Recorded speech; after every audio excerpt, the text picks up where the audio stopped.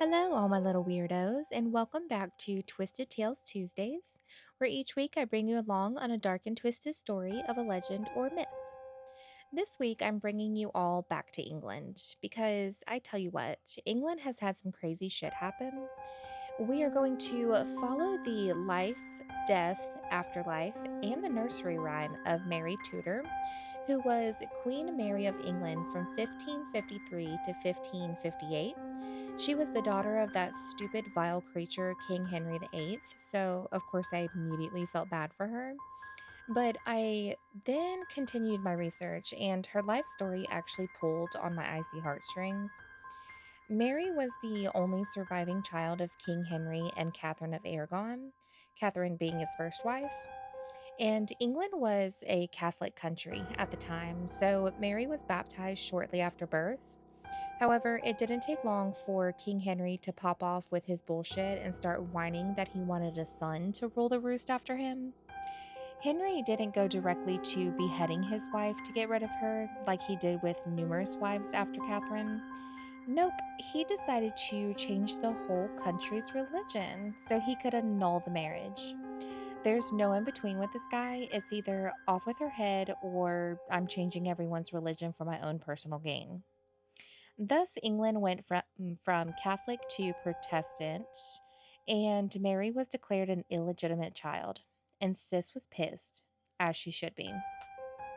King Henry eventually got his son. He eventually died, and eventually that son took the throne, but he fell ill at the age of 15 and died. It's a crazy life they lived in the 1500s. There was some drama with King Edward not wanting his half sister Mary to gain the throne after him, but it failed and she was appointed Queen Mary at last. Quickly realizing she needed an heir of her own to rule England after her, she hastily arranged to marry Philip, the King of Spain. Mary thought she fell pregnant, but when 9 months came and went and no baby appeared, she assumed that she just tricked her mind into thinking she was pregnant. Also, in the midst of all that, she appointed her unborn son to take the throne instead of her husband, should anything happen to her during the childbirth.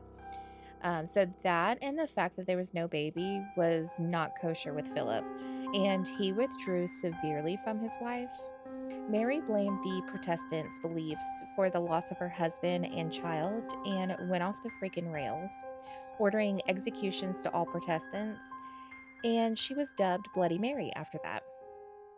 So, as Mary fell ill, and she was also furious that the only person to take her spot on the throne was her half sister, she slipped into darkness in the comfort of her bed.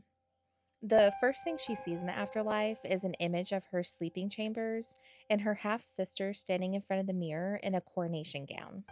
Mary was pissed and tried to fling herself at her sister so she could rip the gown off, but she only smashed into an unbreakable, unseeable glass. Getting even more mad, she repeatedly beat her fist on that glass until blood poured down her arms. So that is where the popular sleepover game Bloody Mary comes from, where you say her name 3 times in a dimly lit mirror, and her vengeful spirit appears and either scratches you, drags you into the mirror, or just drives you mad. Another crazy tidbit that came about because of Queen Mary is the famous nursery rhyme, Mary, Mary, quite contrary. As most know, the rhyme goes, Mary, Mary, quite contrary, how does your garden grow? With silver bells and cockle shells and pretty maids all in a row. Sounds innocent enough, right? Wrong. The garden in the rhyme is referred to as the number of Protestants she had executed. The silver bells and cockle shells are said to be torture devices, and the pretty maids all in a row are guillotines. So that is the twisted tale of Queen Mary, aka Bloody Mary, aka Mary, Mary, quite contrary. If you have any other twisted tales you would like for me to do an episode on, drop a comment below. I'm always willing to get down and dirty and do the research so I can tell y'all all about it. And until next time, bye.